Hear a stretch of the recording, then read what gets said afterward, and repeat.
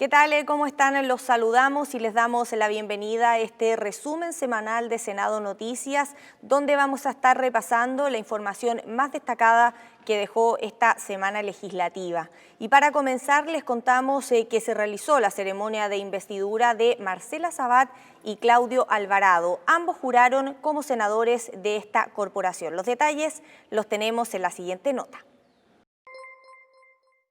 Juraron guardar la Constitución y desempeñar fielmente el cargo.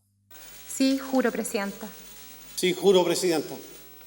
Los nuevos senadores de la República que asumen en el lugar que dejaron los ahora ministros de Estado Andrés Alamán y Víctor Pérez. El nombramiento de Marcela Sabat por Renovación Nacional y de Claudio Alvarado de la Unión Demócrata Independiente fue acorde a lo establecido en la propia Carta Fundamental en su artículo 51, por el cual los respectivos partidos políticos nominan a sus reemplazantes.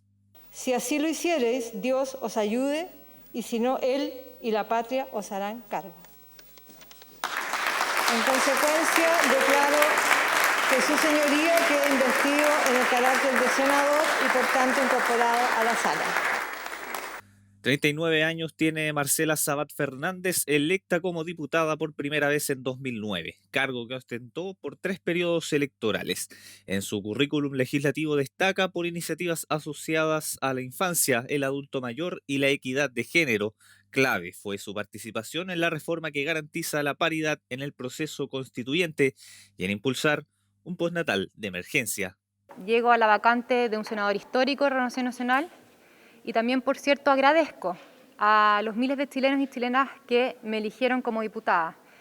Espero cumplir con lo mandatado, por cierto, y seguir en la línea de trabajar en las mejores respuestas para los afectados de esta crisis. Por otra parte, Claudio Alvarado Andrade, el representante de la UDI, era hasta entonces ministro secretario general de la Presidencia, donde solo alcanzó a estar poco más de un mes. También fue diputado por 4 periodos entre 1994 y 2010, con 60 años y una dilatada trayectoria política que incluye emisiones en el extranjero, asume por primera vez en la Cámara Alta. Es un desafío sumamente importante que lo asumo con un profundo sentido de responsabilidad y también con gran humildad. Esta es una casa conocida durante muchos años en la Cámara de Diputados, 16 años, 4 periodos, y posteriormente como subsecretario y ministro de Estado también me correspondió interactuar mucho con el Parlamento. Así que muy feliz, honrado, llegó la hora de trabajar. Sabat por la región metropolitana y Alvarado por el Biobío asumen como interinos por lo que resta del periodo de sus antecesores. Así es como ambos toman esta nueva responsabilidad para sus carreras políticas. Y uno de los principales focos noticiosos de la contingencia nacional ha sido la situación que ha ocurrido durante esta última semana en la región de la Araucanía, un tema que también fue tratado acá en el Senado. Los detalles se los presentamos a continuación.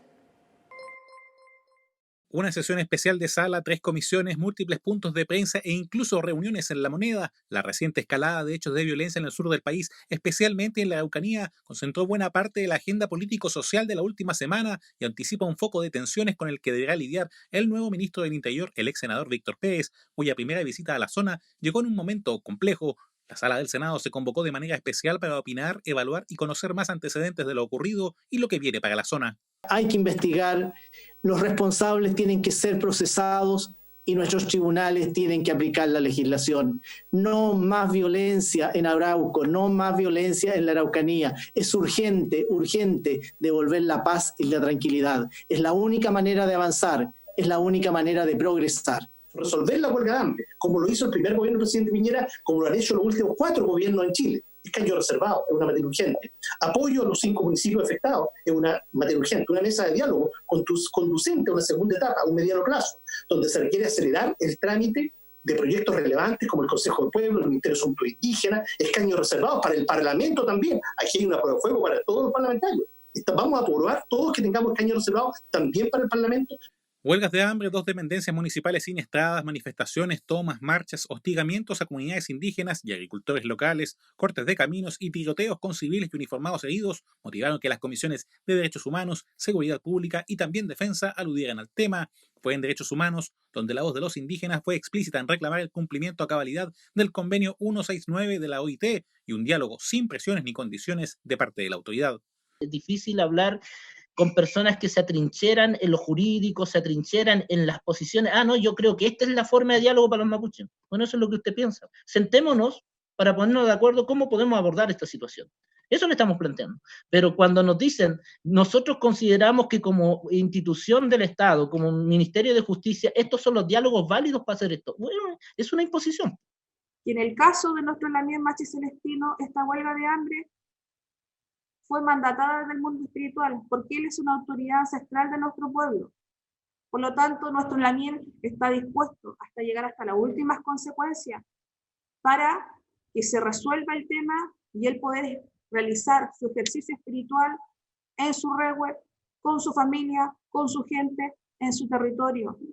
Por su parte, el ministro del Interior, Víctor Pérez, además de reunirse con algunas bancadas en La Moneda por este tema, fue parte de la Comisión de Seguridad Pública que ahondó en la estrategia de las autoridades tras lo ocurrido en la Araucanía y las provincias del Biobío y Arauco. El Ministerio Público, que abrió un oficio por lo sucedido, y Carabineros también expresaron su voluntad de llegar a un entendimiento en este dilatado foco de tensión.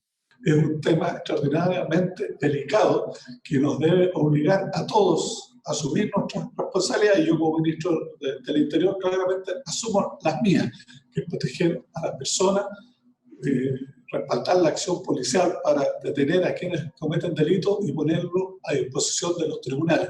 No es un conflicto que se va a solucionar con el reproche penal. Hoy por hoy nosotros tenemos un número de personas, un número importante entre los años 2019 y 2020, ya personas condenadas y personas en prisión preventiva, que por lo demás, algunas de ellas son materia de los últimos acontecimientos. Ya tenemos 12 personas ya condenadas, ¿no es cierto?, y 21 personas en prisión preventiva solo ya en la Araucanía. En consecuencia, pareciera que el conflicto no tiene, ¿no es cierto?, que ver con el reproche penal.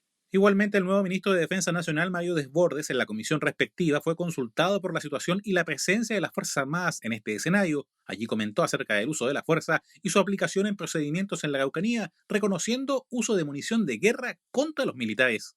En la región de la Araucanía, nuestras Fuerzas Armadas no están realizando labores de orden y seguridad, no están interviniendo, por ejemplo, en las comunidades, no están en los caminos interiores, esa es labor que le corresponde a nuestras policías. En ese caso es evidente que el personal de las Fuerzas Armadas tiene el legítimo derecho a defenderse, haciendo un uso, como les insisto, racional de los medios, proporcional de los medios por el que está haciendo respecto de los que están siendo utilizados para atacarlo.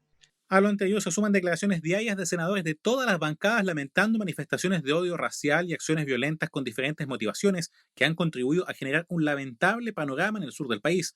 Cabe señalar que el Instituto Nacional de Derechos Humanos calificó de graves tanto las acciones civiles de autotutela como la falta de orden público y, por otra parte, sectores políticos ya piden a Michelle Bachelet, en su rol de comisionada de Naciones Unidas para los Derechos Humanos, que envíe una misión para mediar en la crisis que por ahora parece no encontrar puntos de acuerdo. Y en condiciones de ser ratificado por la Cámara de Diputadas y Diputados y por el Senado quedó el proyecto de uso prioritario de agua durante la pandemia. La iniciativa ya fue despachada desde la Comisión Mixta. El constante lavado de manos y la limpieza de una serie de elementos en el hogar han sido desde el inicio de la pandemia una de las principales recomendaciones para evitar el contagio del coronavirus. Para esto, el agua es indispensable y justamente en las personas que no tienen un acceso continuo a ella, se pensó al momento de tramitar un proyecto de ley que asegura el uso prioritario del agua para consumo humano y saneamiento. La idea es insistir en las facultades que tiene el presidente de la República para estos fines y que el agua sea entregada en la cantidad y calidad adecuadas, dado el contexto de calamidad pública. Pero cualquier aplicación de sus facultades en una situación de pandemia y de escasez hídrica, obviamente que es muy importante que la comunidad se sienta a lo menos informada. No va a ser partícipe porque obviamente no la están haciendo partícipe, pero a lo menos informada. Mantendríamos nuestra posición en términos de que este es un artículo que hoy día está contemplado y está cubierto en la ley, no obstante, no tendríamos ningún inconveniente en que se aprobara y se votara como se planteó en el Senado. El proyecto tuvo que ir a una comisión mixta y aquí se resolvieron los dos puntos en cuestión. Se estableció que el presidente de la República comunicará detalladamente las medidas adoptadas para priorizar el uso del agua al momento en que, según lo que señala la propia Constitución, cumpla con informar ante el Congreso Nacional sobre las medidas adoptadas durante el estado de catástrofe. Sobre este punto se definió además un artículo transitorio. De publicarse esta ley, el presidente deberá entregar la información dentro de 15 días, siempre en el marco de la pandemia por COVID-19. Lo único que estamos diciendo es que informe en un plazo razonable. Todos nosotros entendimos que 7 días podía ser tal vez un plazo un poco corto, llamémoslo así, y que por lo tanto uno podría decir, bueno, a lo mejor 2 semanas es suficiente, pero que informe. Lo que yo no puedo Mi problema entender es que el poner un plazo, sea breve o sea extenso, es una obligación nueva para el presidente y por lo tanto estará en las atribuciones exclusivas del presidente de la República conforme al artículo 65, número 2 de la Constitución Política. De esta manera, el texto debe ser ratificado por el Congreso Nacional para su despacho definitivo. Continuamos avanzando ahora en el trabajo de las comisiones, porque hay varios proyectos que están listos para continuar con sus avances y además durante esta semana se confirmó la llegada de una mujer a la Comisión de Constitución. ¿Quieres saber quién? Los detalles los vemos en el siguiente bloque de comisiones. Así como el senador Rodrigo Galilea cubría el cupo de Andrés Alamán en la Comisión de Constitución, esta semana se oficializó la llegada de la parlamentaria por Tarapacá, Luz Ebensperger, en lugar de Víctor Pérez para dicha instancia. La senadora UDI es una de las pocas junto a Olga Feliu en los 90 y Soledad Alvear al comienzo de la década del 2010, que pasa a integrar una de las comisiones referentes del trabajo en el Senado, un porcentaje de presencia femenina escaso en los últimos 30 años y que, aseguró, espera desempeñar satisfactoriamente. Muy contenta y con muchas ganas asumo esta gran responsabilidad. Sé que es una responsabilidad importante, creo que tengo las capacidades para hacerlo de la mejor manera posible, ser una digna y capaz representante, ¿no es cierto?, de las mujeres senadoras en esta comisión, pero más allá de ser mujer o hombre, de hacer un buen trabajo. Creo que eso es lo importante y vamos a responder a la confianza que ha tenido mi bancada en nombrarme como representante de la UDI en la Comisión de Constitución, en reemplazo del ex senador y actual ministro del Interior, Víctor Pérez, quien desarrollara en esta comisión un gran trabajo, así que también la vara queda muy alta. La Comisión de Salud ha visto el término de las votaciones por el proyecto de ley de salud mental. Un punto clave resuelto en la última sesión fue el de la internación no voluntaria, definiendo en qué circunstancias se realizará y el rol del juzgado de letras, por lo que en las próximas citaciones puede darse ya el vamos para que el texto llegue a la sala del Senado. La hospitalización involuntaria deberá ser por el menor tiempo posible y de ningún modo indefinida, y deberá realizarse en unidades de hospitalización destinadas al tratamiento intensivo de personas con enfermedad mental. En el caso que no existan dichas unidades en el territorio correspondiente al domicilio del paciente, este podrá ser derivado a otro establecimiento hospitalario de la red pública de salud más cercano a su domicilio, que cuente con la disponibilidad para realizar el tratamiento intensivo, en conformidad con lo establecido en un reglamento emitido por el Ministerio de Salud. Lentamente, aunque con avance, la Comisión de Transportes y Telecomunicaciones va depurando indicaciones para declarar el acceso a Internet como un servicio público. La instancia respaldó el concepto de comunidad de telecomunicaciones para dar mayor alcance a las coberturas y los plazos de 6 meses desde la petición del servicio, más 3 meses de prórroga. Sin embargo, por dónde pasará el cableado, ya sean bienes públicos, fiscales y de privados sujetos a concesiones, aún no se concreta y se espera esclarecer parámetros legales de la misma forma que se pretende poner un atajo tarifario para evitar sobrecargos y no sumar cobros adicionales al usuario por el servicio. Impedir que pase nada por los paseos públicos, que es lo único gratuito que tiene en este país el pueblo. Todos, con plata, sin plata, clase media. Las plazas públicas, no hay que pasar cableado por arriba, por abajo se puede, pero no tiene derecho de quitarle esa tranquilidad que uno tiene de ir a un parque, de ir a una plaza y que por arriba le pasen 500 cables porque legalmente se lo estamos dando. Dificultades y reclamos no solo para acceder al sistema del Servicio de Impuestos Internos, sino por la forma en que se realiza el proceso de inscripción para ser parte del bono de apoyo a la clase media, motivaron que la Comisión de Economía decidiera cerrar la semana recibiendo su versión sobre estos problemas y la forma en que se operó para poder superarlos.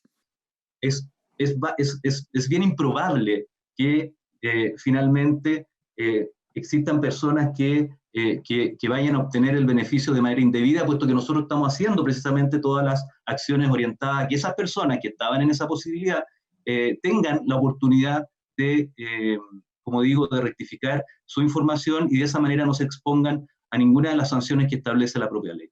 Debido a descoordinaciones de agenda, se ahondará en este tema el lunes por la tarde. De acuerdo a Impuestos Internos, desde el sábado 8 de agosto se crea un mecanismo para que las personas rectifiquen o confirmen sus datos de ingreso, garantizando con ello que quienes cumplan con los requisitos puedan acceder oportunamente a este fundamental aporte.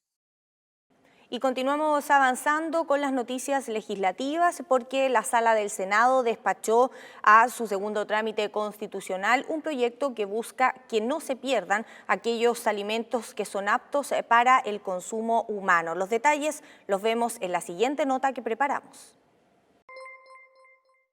El surgimiento de ollas comunes va en aumento conforme avanza la pandemia y el desempleo golpea a cientos de familias, quienes reciben de estas su único alimento. Por eso es tan importante la iniciativa despachada esta semana en la Sala del Senado, que persigue que aquellos productos que no logran ser comercializados, pero sí son aptos para el consumo, se entreguen a aquellos que lo necesitan. Escuchamos cada vez más y vemos en forma dramática cómo existe hambre en nuestro país. Cuando la FAO señala que son 27.000 toneladas de alimento las que se pierden por mala gestión, entonces uno dice, aquí hay un problema. Se botan a la basura alimentos que podrían estar disponibles en la mesa de muchas personas, de muchas organizaciones. La iniciativa tiene su origen en mociones de varios senadores que promueven la recuperación de alimentos, los cuales no se venden ya sea por razones estéticas, la proximidad en la fecha de vencimiento, entre otras. Junto con ellos se establece la prohibición de destruir insumos que se encuentren aptos para consumir, considerando que de estos se pierden 1/3 de la producción en el mundo. Hacemos el llamado al gobierno del presidente Piñera, al ministro Monker, a ponerle urgencia legislativa a este proyecto, que responde también a una necesidad ineludible. Hoy día, cuando hay un clima también de hambre y desesperanza, dado por esta pandemia sanitaria que ha traído también consecuencias de una crisis económica de envergadura, este proyecto de ley establece justamente una herramienta. Los productores y comercializadores deberán entregar los alimentos a organizaciones o a personas naturales en forma gratuita. El orden de prelación será el consumo humano, consumo animal y finalmente el compostaje, según la iniciativa. Toda esta información sobre la disponibilidad y los receptores finales deberán publicarse en sus respectivos sitios web. Es obligatorio, no es voluntario, y el que no lo hace se va a exponer a sanciones, a multa, pero también los productos que vote no los va a poder descontar a través del beneficio tributario y va a tener que pagar impuestos por los alimentos que vota. Va a tener un gravamen tributario si vota solo alimentos y no los dona, pero además es obligatorio. La moción avanzó a un segundo trámite en la Cámara de Diputadas y Diputados, donde puede ser perfeccionada. El llamado de los senadores es a aprobar con sentido de urgencia y ayudar a paliar el hambre que ha provocado esta pandemia. Y nos mantenemos con informaciones de la Sala del Senado, pero ahora los quiero invitar a que ingresemos a senado.cl. Se titula de la siguiente forma: Ley del Cáncer ya es una realidad. El proyecto fue despachado por el Congreso. La iniciativa genera una red de centros de oncología a nivel nacional y un registro de pacientes. En lo laboral se establece que ningún empleador podrá discriminar a personas que hayan padecido o padezcan este mal. Su absoluto respaldo entregó la Sala del Senado al informe de la Comisión Mixta que analizó las divergencias entre ambas cámaras en relación al proyecto que establece la Ley Nacional del Cáncer, un homenaje al doctor Claudio Mora. Tenemos parte de las declaraciones que surgieron posterior a la aprobación de esta ley. Los detalles los vemos a continuación. Aquí se da un paso. Esto no soluciona todo, pero un paso muy importante que nos obliga y de alguna manera nos compromete a seguir trabajando juntos para enfrentar esta enfermedad y para salvar vidas. Y se logró no solamente sacar la ley, sino un plan nacional del cáncer que sea capaz justamente de hacer una pesquisa oportuna. Eso hace la diferencia entre la vida y la muerte de las personas. Esta ley, además de asignar recursos para la detección, para el tratamiento, asigna recursos para formar especialistas en Chile.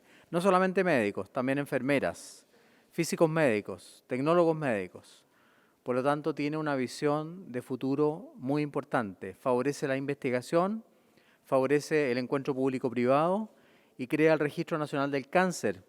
Y en Senado Noticias les consultamos a quienes representan a la región del Biobío respecto a la situación de la pandemia en esa localidad. Los detalles lo tenemos en la siguiente nota. Aunque no se informe de fallecidos todos los días, la situación por el COVID-19 en la región del Biobío es la que más ha crecido exponencialmente a nivel país, superando por largo los 10.000 contagios y colocándose solo detrás de la zona metropolitana de Santiago debido al número de casos. El senador Alejandro Navarro sostuvo que las medidas de levantamiento de las restricciones sanitarias, especialmente en la cuenca penquista, necesitan ser estudiadas de mejor forma, ya que los índices actuales en ascenso no se condicen con esta flexibilización. La región del Biobío es la región con más alza de casos de todo el país. Ya hemos superado los 10.000 contagiados, los 100 fallecidos y hay un proceso de rebrote, lamentablemente, en Talcahuano. Antes fue Alto Biobío, Coronel, Concepción y ahora Talcahuano. Esta es una situación preocupante que nos revela que la vuelta anticipada, el levantamiento de las acciones de contención tiene que ser estudiado. Por eso el legislador pidió escuchar más a entidades como el Colegio Médico y sus recomendaciones, de modo de hacer más eficaces los cordones sanitarios que hasta ahora no han funcionado adecuadamente, en especial en Concepción, Biobío y Arauco.